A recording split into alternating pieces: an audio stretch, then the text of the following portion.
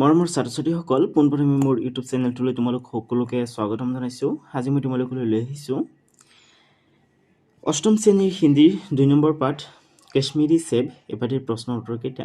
গতিকে তোমালোকে ভিডিঅ'টো আৰম্ভণিৰ পৰা একেবাৰে শেষলৈকে চাই থাকিবা আৰু প্ৰশ্ন উত্তৰকেইটা লিখি ল'বা। ঠিক আছে? ইয়াৰ পৰা তোমালোকৰ অভ্যাসমালা আৰম্ভ হৈছে। তোমালোকক প্ৰথমে দিছে পাঠ চে 1 নম্বৰত আছে কাশ্মীৰী চেব कहानी को पढ़कर अपने शब्दों में सुनाओ। তোমালোকে কাহিনীটো পঢ়িবা, পঢ়ি নিজৰ ভাষাত ক'বলৈ চেষ্টা কৰিবা। ঠিক আছে? তাৰপিছত দিছে কিসনে কহা কিসसे कहा। ঠিক আছে? এইকেইটা ইম্পৰ্টেণ্ট হয়, এইকেইটা পৰীক্ষাত আহিব। তো ব'লা এইকেইটা এতিয়া আলোচনা কৰোঁ। তোমালোকক 2 নম্বৰত দিছে কিসনে कहा किससे कहा, তাৰমানে কোনে কৈছে আৰু কাক কৈছে। তো চোৱা ক'ত আছে বাবুজি बड़े मजेदार सेब आए हैं। এই কথাটো কোনে কাক কৈছিল? এই কথাটো দোকানদাৰজনে লেখকজনক কৈছিল, হয়নে? তো তোমালোকে উত্তৰত লিখিবা দোকানদাৰ নে লেখক से कहा। ओके, তাৰপিছত তোমালোকক খত দিছে सेब चुन चुन कर रखना, তাৰমানে আপেলবিলাক বাছি বাছি ৰাখিবা। ঠিক আছে? এই কথাটো কোনে কাক কৈছিল? এই কথাটো লেখকে দোকানদাৰজনক কৈছিল, হয়নে? লেখকৰ মোনাটো বা ৰুমালটো দোকানদাৰক দি কৈছিল যে আপেলবিলাক বাছি বাছি ৰাখিবা। ঠিক আছে? বা বাছি বাছি মোনাটোত ভৰাবা, তেনেকৈ কৈছিল। ঠিক আছে? তো তোমালোকে লিখিবা লেখক নে দোকানদাৰ से कहा। অ'কে, এইকেইটা কিন্তু বহুত ইম্পৰ্টেণ্ট হয়, পৰীক্ষাত আহিব। গতিকে তোমালোকে পঢ়ি মুখস্থ কৰি পেলাবা। ঠিক আছে? তাৰপিছত 3ত আছে এক বাক্য মে উত্তৰ লিখো। তলত যিকেইটা প্ৰশ্ন আছে সেই প্ৰশ্নকেইটাৰ উত্তৰ এটা বাক্যত লিখিবলৈ দিছে। তাৰমানে এতিয়া এইকেইটা 1 মাৰ্কৰ কুৱেশ্যন হয়। ঠিক আছে?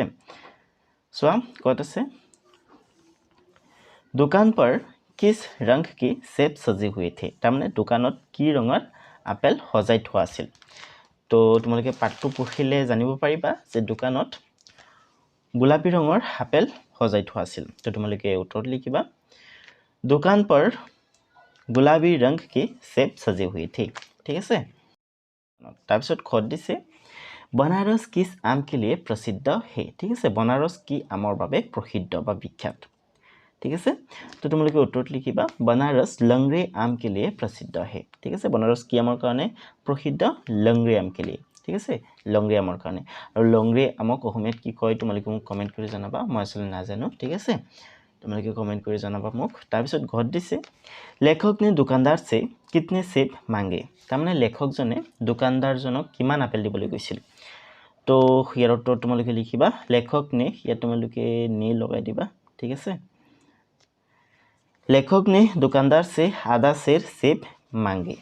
ओके, তাৰমানে আধা সেৰ সেব দিবলৈ কৈছিল লেখকজনে দোকানদাৰক। তাৰপিছত ঘৰত তোমালোকক দিছে লেখক নে দোকানদাৰ কো कितने पैसे दिए, তাৰমানে লেখকজনে দোকানদাৰজনক কিমান টকা দিছিল। তো ইয়াৰ উত্তৰত লিখিবা লেখক নে দোকানদাৰ কো 4 आने पैसे दिए थे, তাৰমানে লেখকজনে দোকানদাৰক 4 আনা টকা দিছিলে। ঠিক আছে? তাৰপিছত অংগত দিছে ফল খানে কা উপযুক্ত সময় क्या है, তাৰমানে ফল মূল খোৱাৰ উপযুক্ত সময় কোনটো। তো ইয়াৰ উত্তৰত লিখিবা ফল খানে কা উপযুক্ত সময় প্ৰাতকাল হে, তাৰমানে মৰ্নিঙৰ কথা কৈছে, ৰাতিপুৱা। ঠিক আছে? তাৰপিছত 4 নম্বৰত তোমালোকক দিছে সংক্ষেপ মে উত্তৰ লিখো। ঠিক আছে? উত্তৰকেইটা সংক্ষেপত লিখিবলৈ দিছে। চোৱা ক'ত আছে हमारे बदले हुए खाद्याभ्यास के बारे में लेखक का क्या विचार है, তাৰমানে তোমালোকক সুধিছে যে আমাৰ পৰিৱৰ্তিত খাদ্যাভ্যাস সম্পৰ্কে লেখকৰ মতামত কি। তো তোমালোকে ইয়াৰ উত্তৰত লিখিবা लेखक प्रेमचंद जी ने कहा है कि आजकल हमारे शिक्षित समाज में विटामिन और प्रोटीन के विचार करने की प्रवृत्ति हो गई है, তাৰমানে কোৱা হৈছে যে আজিকালি আমাৰ শিক্ষিত সমাজত কোনটো ফল মূলত বা কোনটো শাক পাচলিত কি নিউট্ৰিয়েন্টছ আছে, কোনটোত ভিটামিন বেছি, কোনটোত প্ৰটিন বেছি, কোনটোত কাৰ্বহাইড্ৰেট বেছি, কোনটোত আইৰণ বেছি, কোনটোত পটাছিয়াম বেছি, এইবিলাক মানুহে গম পোৱা হৈছে, হয়নে?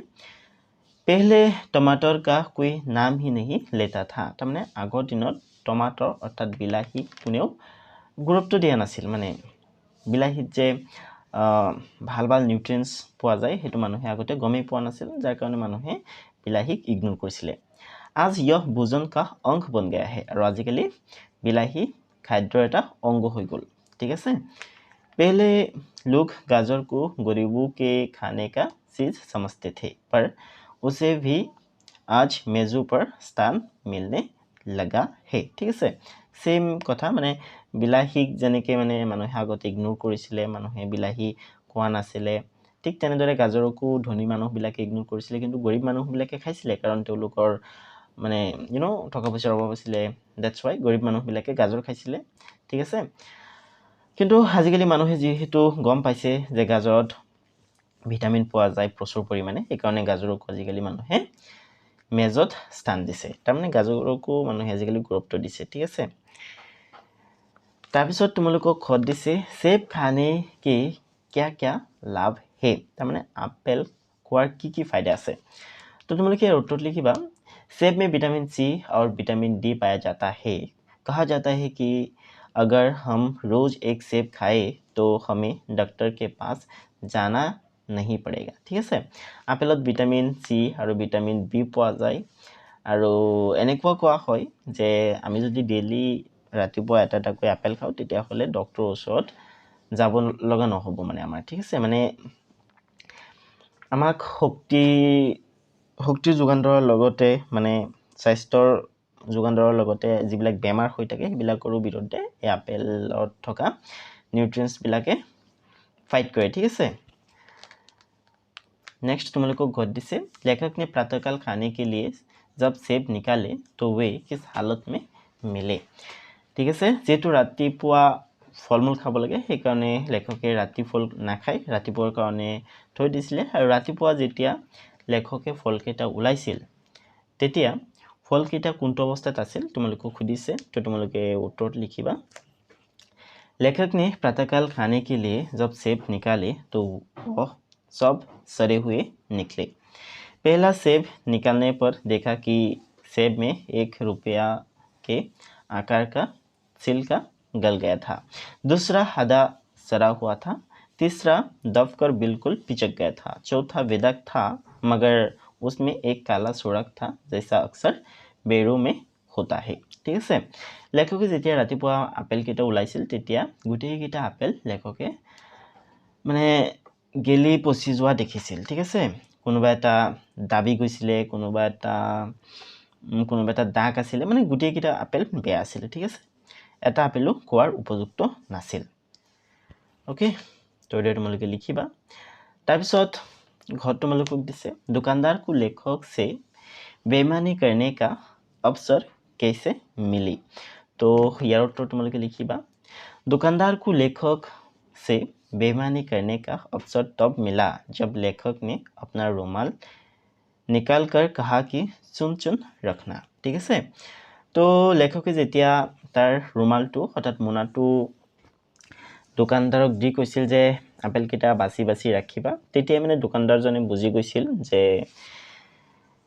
এওক ঠগিব পৰা যাব কাৰণ এও আপেল কেইটা বাছি নিনিয়ে আৰু গৰৰ পৰা গুৰায়ো নানে ঠিক আছে তেতিয়া মানে দোকানদাৰজনে বাছি বাছি বেয়া আপেল কেইটা লেখকজনক দি দিছিল ঠিক আছে তো এটা তোমালোকে উত্তৰটো লিখি দিবা একেবাৰে চমুকৈ লিখি নিছো তোমালোকৰ কাৰণে তাৰপিছত উংগত দিছে खुमसेवाले की ईमानदारी के बारे में लेखक ने क्या कहा है तो तुम लोग यार उत्तर लिखिबा एक बार लेखक ने मुहर्रम के मेले में एक खुमसेवाले से एक पैसे की रेवड़ियाँ ली थी और एक पैसे की जगह 58 दे आए थे घर आकर जब उन्हें पता चला कि उनसे भूल हो गई तो उन्होंने खुमसेवाले के पास दौड़ गए खुमसेवाले ने प्रसन्नचित से 58 लौटा दी और उनसे घटना के लिए माफ़ी भी मांगी जिसे लेखक को कभी आशा ही नहीं थी ठीक है तो ये तुम्हारे उत्तर लिखि लबा एकेबारे सहज के लिखिसो তাৰপিছত তোমালোকক প্ৰথম শব্দ দিছে इस कहानी से क्या शिक्षा मिलती है এই কাহিনীৰ পৰা আমি কি শিক্ষা লাভ কৰিব পাৰি तो तुम्हारे उत्तर लिखिबा कश्मीरी सेब कहानी से हमें यह शिक्षा मिलती है कि कोई भी वस्तु दुकानदार से खरीदने से पहले अच्छे से सामग्रियों की जांच करनी चाहिए तथा दुकानदार की मीठी मीठी बातों में न आकर सतर्क रहना चाहिए। पैसे देते वक्त भी सावधानी बरतनी चाहिए। ठीक আছে তো কাশ্মীৰী চেব এই কাহিনীটোৰ পৰা আমি এইটো গম পাওঁ যে কিবা বস্তু কিনোতে আমি বস্তুটো চাই চিতি ল'ব লাগে আৰু টকা দিওঁতেও টকাবিলাক সাৱধানেৰে দিব লাগে যাতে কোনো ধৰণৰ ভুল নহয়। ঠিক আছে তো এদেৰ লিখি ল'ব তোমালোকে প্ৰশ্নটোৰ উত্তৰ। তাৰপিছত 5 নম্বৰ তোমালোকক দিছে 4 आने पैसों का इतना गम ना हुआ जितना समाज के इस चारित्रिक पतन का। लेखक ने किस परिस्थिति में ऐसा कहा है? तो सरस्वती সকল তোমালোকে এই প্ৰশ্নটিৰ উত্তৰত লিখিবা। जब लेखक ने प्रातःकाल मुंह हाथ धोकर लिफाफा में से सेब निकालकर खाना चाहा तो देखा कि सारे सेब खराब एवं सड़े हुए थे। तब उन्हें ज्ञात हुआ कि दुकानदार ने उन्हें जानबूझकर ठगा है। उन्हें इस बात की चिंता नहीं थी कि उनका पैसा चला गया। उन्हें इस बात की चिंता थी कि दुकानदार किस प्रकार ग्राहकों के भुलेपन का फायदा उठाकर उन्हें ठग लेते हैं। ठीक है तुम्हारे ये प्रश्न उत्तर लिखि लबा एकेबारे सहजे হয় আৰু ইমান দীঘলকৈ লিখি আনা নাই। এতিয়া 6 নম্বৰত চোৱা তোমালোকক 6 নম্বৰত দিছে सत्य कथन के सामने सत्य और असत्य कथन के सामने असत्य का निशान लगाओ। তাৰমানে তোমালোকক সত্য সত্য নিৰ্ণয় কৰিবলৈ দিছে। ঠিক আছে কত চোৱা কত দিছে गाजर में अधिक विटामिन पाया जाता है হয়তো শুদ্ধ হয় গাজৰত বহুত ভিটামিন থাকে। নেক্সট আছে अल्फासु सेब की एक किस्म है এটো কিন্তু অশুদ্ধ হয়। ঠিক আছে अल्फासु আপেলৰ এটা কিসিম বা প্ৰকাৰ নহয়। নেক্সট আছে फल खाने का सही समय रात है फल খোৱাৰ শুদ্ধ সময় ৰাতিপুৱা হয় গতিকে এটো ভুল হ'ব। ঠিক আছে তোমালোকে এনেকৈ ক্ৰছ চিন দিবা। তাৰপিছত ঘট আছে चौथे सेब में एक काला सुराग था यस এটো শুদ্ধ হয়। 4 নম্বৰ আপেলটোত এটা কলা সুৰুঙা আছিলে। नेक्स्ट उंगत আছে दुकानदार ने लेखक को बढ़िया सेब दिए थे এটো অশুদ্ধ হ'ব কাৰণ লেখকজনক দোকানদাৰে জানি বুজি চাইটা বেয়া আপেল দিছিল। তাৰপিছত প্ৰথমছত আছে आदमी बेईमानी तभी करता है जब उसे अवसर मिलता है হয় মানুহে তেতিয়াই বেইমানি কৰে যেতিয়া সুযোগ সুবিধা পায় হয়নে গতিকে এটো শুদ্ধ হ'ব। नेक्स्ट द्वितीयसुत আছে लेखक ने दुकानदार को सेब की कीमत के रूप में 4 आने पैसे दिए थे হয়তো শুদ্ধ হ'ব। नेक्स्ट আছে एक सेब भी खाने लायक नहीं था হয় এটো শুদ্ধ হয় কাৰণ গুটিকেইটা আপেল বেয়া আছিল। नेक्स्ट আছে सभी दुकानदार बेईमानी करते हैं সকলো দোকানদাৰে বেইমানি কৰে বুলি কৈছে গতিকে এটো অশুদ্ধ হ'ব কাৰণ সকলো দোকানদাৰে বেইমানি নকৰে।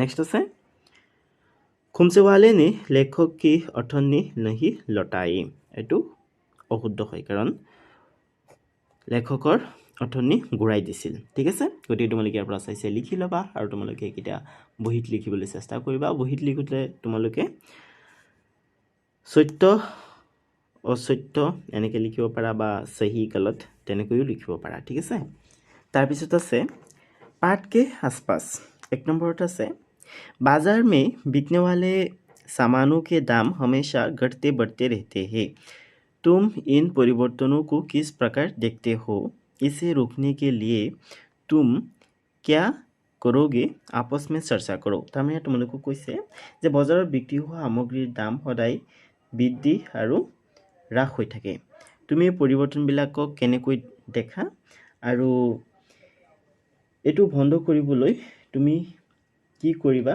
নিজৰ মাজতে আলোচনা কৰা। তো ছাত্ৰ ছাত্ৰীসকল এইবিলাক পৰীক্ষা দৃষ্টিকোণৰ পৰা চাবলৈ গ'লে ইম্পৰ্টেণ্ট নহয় আৰু এইবিলাক পৰীক্ষাত নাহে। ঠিক আছে তো তোমালোকে এইবিলাকক লৈ টেনশ্যন কৰিব নালাগে তোমালোকে নিজে নিজে চেষ্টা কৰিবা এইবিলাকৰ উত্তৰ কৰিবলৈ। ঠিক আছে তাৰপিছত 2 নম্বৰত তোমালোকক দিছে हमारे खान पान रहन सहन और परिधानों में भी बदलाव आ रहा है इस बदलाव के पक्ष विपक्ष में बातचीत करो और उसके आधार पर एक लेख तैयार करो। এইবিলাকো তোমালোকে নিজে চেষ্টা কৰিবা একেটাও কিন্তু পৰীক্ষাত নাহে। ঠিক আছে তাৰপিছত তোমালোকক 3 নম্বৰত দিছে क्या तुम भी कोई सामान खरीदते समय ठगे गए हो यदि हाँ तो कब और कैसे लगभग 100 शब्दों में अपने अनुभव लिखो। তো এইবিলাক তোমালোকে নিজে নিজে লিখিব লাগিব কাৰণ তোমালোকক ইয়াত কৈছে যে তোমালোকে কেতিয়াবা বস্তু কিনোতে ঠগি গৈছা নেকি যদি গৈছা তেতিয়াহ'লে 100টা শব্দৰ ভিতৰত লিখিব লাগে কেনেকৈ ঠগিছিলা কি কিনিছিলা ঠিক আছে সেইবিলাকৰ বিষয়ে লিখিব লাগে তাৰপিছত সাইড দিছে दुकानदार ग्राहकों को किस प्रकार ठगता है लगभग 5-6 वाक्य में लिखो दुकानदारे ग्राहকক কেনেদৰে ঠগে সেই বিষয়ে তোমালোকক 5টা 6টা বাক্যত লিখিবলৈ দিছে তো তোমালোকে লিখিবা তোমালোকে নিশ্চয় জানা ঠিক আছে ওজনত ঠগাই দিয়ে দাম বেছি ৰাখে তাৰপিছত কেতিয়াবা ডেট ফেল হৈ যোৱা সামগ্ৰী বিক্ৰী কৰি দিয়ে হয়নে তেনেকৈ মানে গ্ৰাহকক দোকানদাৰবিলাকে ঠগি থাকে সেইকাৰণে গ্ৰাহকসকল সদায় सचेतन हो থাকিব লাগে তাৰপিছত 5 নম্বৰ তোমালোকক দিছে कोई वस्तु खरीदते समय हम ठगे न जाए इसके लिए हमें क्या-क्या सावधानियां बरतनी चाहिए तो এইবিলাক কিন্তু পৰীক্ষাত নাহে ঠিক আছে তথাপিও তোমালোকে লিখিবলৈ চেষ্টা কৰিবা প্ৰয়োজন হ'লে শিক্ষকৰ সহায় লবা ঠিক আছে আৰু তোমালোকে চাবা ইয়াত দিয়া আছে এইখিনি তোমালোকে পঢ়িবা ঠিক আছে এইখিনি তোমালোকে লিখি দিব পাৰা হেতু প্ৰশ্ন উত্তৰত 5 নম্বৰ প্ৰশ্নটোৰ উত্তৰ তোমালোকে এইখিনি লিখি দিব পাৰা ঠিক আছে তাৰ পিছত আছে ভাষা অধ্যয়ন তাৰ মানে व्याकरणৰ পৰা তোমালোকক কেইটামান কোৱেশ্চন দিছে সো প্ৰথমে দিছে दिए गए उदाहरण को देखकर निम्नलिखित शब्दों से वाक्य बनाओ तो তোমালোকক ইয়াত এটা উদাহৰণ দিছে উদাহৰণটো চাই এই অমিৰ পশ্চিম হানি আশা এই শব্দকেইটাৰ বাক্য বনাব লাগে তো সো প্ৰথমটো আছে সুবহ करीम शाम को घर लौटता है चुआ शुभ शाम शुभ शब्दটোৰ বিপৰীত শব্দটো হৈছে শাম ঠিক আছে তাৰ মানে যিকেইটা শব্দ আছে এই শব্দকেইটাৰ বিপৰীত শব্দকেইটাৰে বাক্য বনাব লাগে ঠিক আছে তো চোৱা অমিৰ শব্দটোৰ বিপৰীত অৰ্থবোধ শব্দটো হৈছে গरीब ঠিক আছে তো তোমালোকে এই বাক্যটো এই ৰচনা কৰিব পাৰা যে ইকবাল के पिताजी बहुत गरीब है আৰু তোমালোকে এটো আন্ডাৰলাইন কৰিবা ঠিক আছে আৰু এনেকৈ এটা ডাইৰি দিবা ओके কিন্তু তোমালোকে সমাৰ্থক শব্দ ব্যৱহাৰ কৰি বাক্যটো ৰচনা নকৰিবা কাৰণ বিপৰীত শব্দকেইটা ব্যৱহাৰ কৰি বাক্য ৰচনা কৰিবলৈ দিছে নেক্সট চোৱা পশ্চিম শব্দটোৰ বিপৰীত শব্দ কি পূৰ্ব হয়নে সূৰ্য পূৰ্ব মে উক্তা হে তাৰ মানে সূৰ্য পূব ফালে উদয় হয় ঠিক আছে তোমালোকে এটো আন্ডাৰলাইন কৰিবা পূৰ্ব শব্দটো আৰু এনেকৈ এটা ডাইৰি দিবা তাৰ পিছত আছে হানি মানে লোকসান বা ক্ষতি তো यार विपरीत शब्दটো কি হ'ব लाभ है ना सरकारी योजनाओं से लोगों को अनेक लाभ प्राप्त हो रहे हैं ठीक है लाभ शब्दটো তোমালোকে এনেকৈ আন্ডাৰলাইন কৰিবা তাৰ পিছত আছে आशा खेल में हारकर सचिन निराश नहीं हुए आशा শব্দটোৰ বিপৰীতটো হৈছে निराश ঠিক আছে তো এতিয়া তোমালোকে এইকেইটা লিখি লবা তাৰপিছত ভাষা অধ্যয়নৰ 2 নম্বৰত আছে आओ एक बार फिर याद करें তো তোমালোকে ক্লাস 7ত সংজ্ঞাৰ বিষয়ে পঢ়িবলৈ পাইছিলা হয়নে ইয়াত আকৌ সংজ্ঞাৰ বিষয়ে তোমালোকক দিছে तुम लोग जानते हो कि संज्ञाओं के मूलत 3 वेद माने जाते हैं व्यक्तिवाचक जातिवाचक भाववाचक वस्तुत संज्ञा शब्दों के अन्य 2 वेद वस्तुवाचक और समूहवाचक संज्ञा शब्द जातिवाचक संज्ञा शब्दों के अंतर्गत आते हैं ठीक আছে তো তাৰ মানে সংজ্ঞা পদক প্ৰদান কৰি তিনিটা ভাগত ভাগ কৰা হৈছে এটা হৈছে ব্যক্তিবাচক এটা হৈছে জাতিবাচক আৰু এটা হৈছে ভাববাচক ঠিক আছে সংজ্ঞা পদৰ আৰু দুটা ভাগ বস্তুবাচক আৰু সমূহবাচক এই দুটাক জাতিবাচক মানে এই দুটা জাতিবাচক সংজ্ঞাৰ ভিতৰতে পৰে ঠিক আছে সেইকাৰণে এই দুটাৰ বিষয় ইয়াত দিয়া নাই তো চোৱা সংজ্ঞাৰ প্ৰথম ভাগটো হৈছে ব্যক্তিবাচক संज्ञा जिस संज्ञा शब्दों के द्वारा किसी विशेष व्यक्ति स्थान प्राणी आदि का बोध होता है उन्हें व्यक्तिवाचक संज्ञा कहते हैं जैसे जवाहरलाल नेहरू भारत के प्रथम प्रधानमंत्री थे द्वितीय नंबर से दिल्ली भारत की राजधानी है ठीक है तो तार माने जी संज्ञा शब्दर द्वारा कोनो এটা বস্তু মানে যিকোনো এটা বস্তুক যেতিয়া নিৰ্দিষ্ট কৰি বুজোৱা হয় তেতিয়া সেইবিলাকক ব্যক্তিবাচক সংজ্ঞা বুলি কোৱা হয় যেনে যিকোনো মানুহৰ নাম ঠিক আছে বাৰৰ নাম দেশৰ নাম যেনেকৈ নেকি ভাৰত পাকিস্তান বাংলাদেশ জৱাহৰলাল নেহেৰু নৰেন্দ্ৰ মোদী হিমন্ত বিশ্ব শৰ্মা এইবিলাক হৈছে ব্যক্তিবাচক সংজ্ঞা ঠিক আছে তাৰ পিছত আছে জাতিবাচক সংজ্ঞা जिन संज्ञा शब्दों से किसी प्राणी वस्तु आदि की पूरी जाति का बोध होता है उन्हें जातिवाचक संज्ञा कहते हैं। जैसे गाय उपकारी जानवर है, पुस्तक से हमें জ্ঞান প্ৰাপ্ত होता है। ঠিক আছে, ইয়াত গাই শব্দটোৱে এটা গাই গৰুক বুজোৱা নাই, ইয়াত গাই শব্দটোৱে সকলো গাই গৰুক বুজাইছে, হয়নে? তাৰমানে গাই গৰুৰ গোটেই জাতিটোকে বুজাইছে, হয়নে? সেইকাৰণে এইটো জাতিবাচক সংজ্ঞা হয়। নেক্সট আছে পুস্তক से हमें ज्ञान प्राप्त होता है। তো মানে কিতাপৰ পৰা আমি জ্ঞান পাওঁ। ইয়াত কিতাপ বুলি কোৱাৰ লগে লগে বা পুস্তক বুলি কোৱাৰ লগে লগে সকলো কিতাপকে বুজাইছে, হয়নে? তাৰমানে কিতাপৰ মানে সম্পূৰ্ণ জাতিটোকেই বুজাইছে, হয়নে? সেইকাৰণে এইটো জাতিবাচক সংজ্ঞা হয়। ঠিক আছে, তাৰপিছত আছে भाववाचक संज्ञा। जिन संज्ञा शब्दों से किसी भाव गुण दशा कार्य आदि का बोध होता है उन्हें भाववाचक संज्ञा कहते हैं। जैसे दोस्तों की सहायता अवश्य करनी चाहिए। नेक्स्ट है फुलबारी की सुंदरता मन मोह लेती है। तो यात सहायता और सुंदरता ये दुटा होइसे भाववाचक संज्ञा। তাৰপিছত তোমালোকক দিছে अब निम्नलिखित गद्यांश को ध्यान से पढ़ो और उसमें से संज्ञाएं साट कर दी गई तालिका में लिखो। तो एक गद्यांशটো তোমালোকক পঢ়িবলৈ দিছে। গদ্यांশটো পঢ়ি ইয়াত যিকেইটা সংজ্ঞা পদ আছে সেই সংজ্ঞা পদ কেইটাক ব্যক্তিবাচক সংজ্ঞা, জাতিবাচক সংজ্ঞা আৰু ভাৱবাচক সংজ্ঞা ৰূপে লিখিবলৈ দিছে। তো ইয়াত বহিব ৰামু, গংগা আৰু জাতিবাচক সংজ্ঞাত বহিব নদী, চহৰ, गाँव, आम, पेड़, आदमी और भाववाचक संज्ञात बहिब भूख, प्यास, मिठास। ठीक है, তাৰপিছত দিছে इसी तरह तुम संज्ञा शब्दों से एक अन्य तालिका बनाओ और शिक्षक शिक्षिका को दिखाओ। সংজ্ঞা শব্দৰ আৰু এটা তালিকা তোমালোকক বনাবলৈ দিছে। তোমালোকে সেই সংজ্ঞা শব্দবিলাক যিকোনো উৎসৰ পৰা সংগ্ৰহ কৰিব পাৰা। ঠিক আছে, তাৰপিছত তোমালোকক দিছে इन वाक्यों को ध्यान से पढ़ो। এই বাক্যবিলাক তোমালোকক ধ্যান দি পঢ়িবলৈ দিছে। काला कुत्ता दौड़ रहा है, मेरे विद्यालय में 15 कमरे हैं, यह ऊंचा पेड़ है, गिलास में थोड़ा दूध है और लड़का खेल रहा है। ऊपर के वाक्यों में रेखांकित शब्द संज्ञा की विशेषता बता रहे हैं।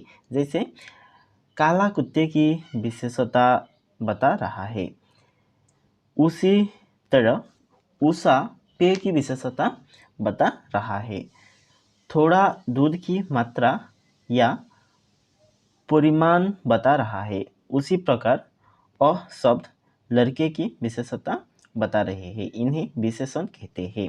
विशेषण के मुख्य 4 भेद हैं, गुणवाचक, संख्यावाचक, परिमाणवाचक और सर्वनामवाचक या সাৰ্বনামিক বিশেষণ। ঠিক আছে, তো ছাত্ৰ-ছাত্ৰীসকল ইয়াত বিশেষণ পদৰ বিষয়ে কোৱা হৈছে একচুৱেলি।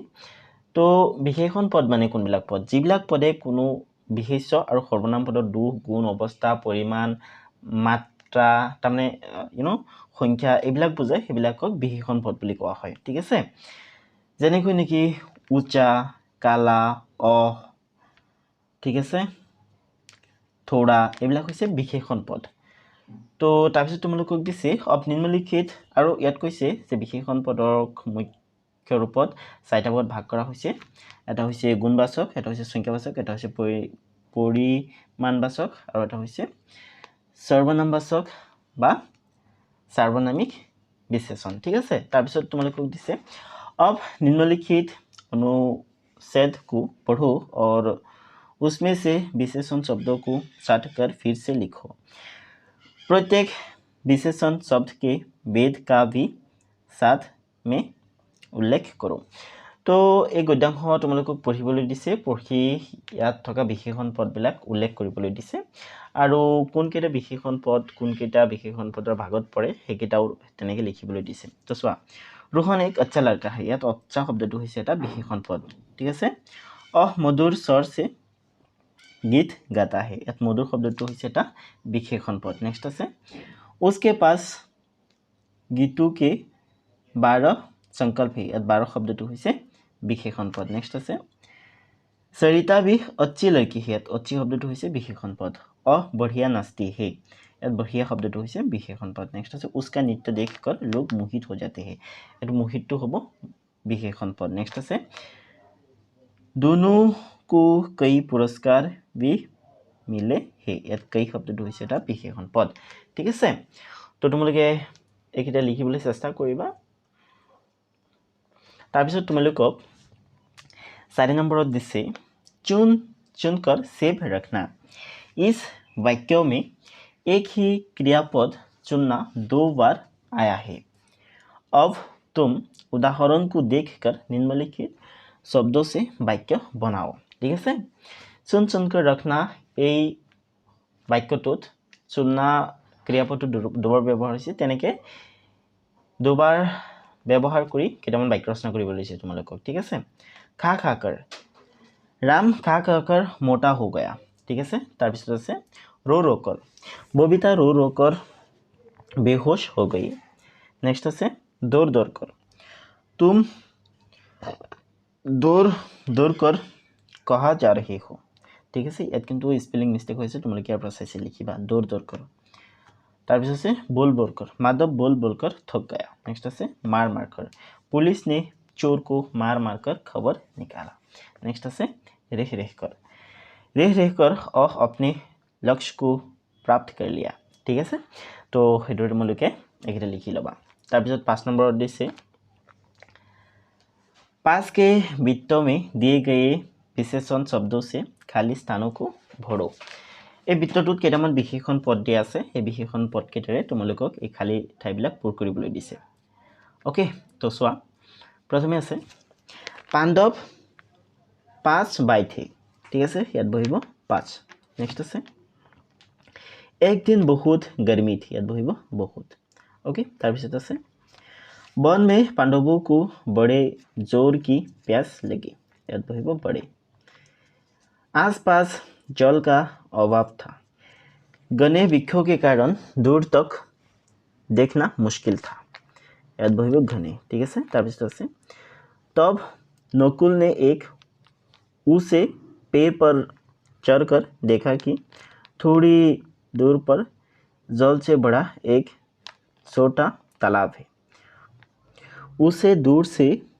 उड़कर आता एक बड़ा पक्षी दिखाई दी ठीक है याद बहिबो बड़ा ठीक है तो ये तुम्हारे खाली पूर करिबा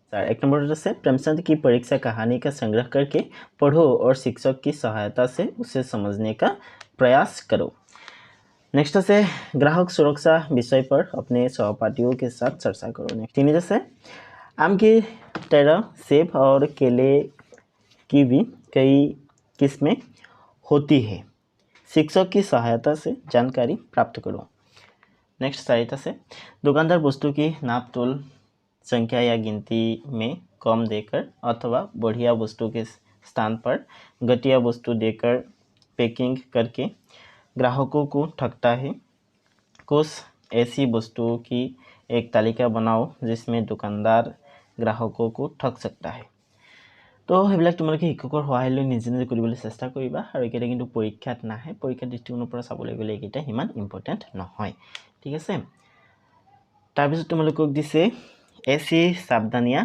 रखें ग्राहक अधिकार एवं ग्राहक सुरक्षा पर ध्यान दें वस्तुओं के पैकेट पर छपे वजन निर्माण की तारीख गुणवत्ता समाप्त होने की तारीख और मूल्य देख ले तो এইবিলাক তোমালোকে পঢ়িবা আৰু ফলো কৰিবলৈ চেষ্টা কৰিবা ঠিক আছে তাৰপিছত দিছে পৰিযোজনা ঠিক আছে তাৰ মানে এটা প্ৰজেক্ট দিছে তো নিজে নিজে চেষ্টা কৰিবিলাক আৰু এইবিলাক কিন্তু ইমান ইম্পৰ্টেণ্ট নহয় ओके তাৰপিছত একেবাৰে শেষত আছে आओ पाठ में आए कुछ शब्दों के अर्थ जाने तो पाठत ব্যৱহাৰ হোৱা কেইটামান শব্দৰ অৰ্থ তোমালোকক দি দিছে তোমালোকে শব্দকেইটাৰ অৰ্থ পঢ়ি মুখস্থ কৰি পেলাবা প্ৰথম আছে চৌক চৌৰাহা গম ডোক সুৰাগ সেদ ঠিক আছে তাৰমানে ইম্পৰ্টেণ্ট কেইটা তোমালোকে মুখস্থ কৰিবা আৰু মানে গোটেইকেইটা পঢ়িবলৈ চেষ্টা কৰিবা সেন্ট মুফ্ত টমাটো টমাটৰ ঠিক আছে আধ আধা ओके तो मरমৰ ছাত্ৰ-ছাত্ৰীসকল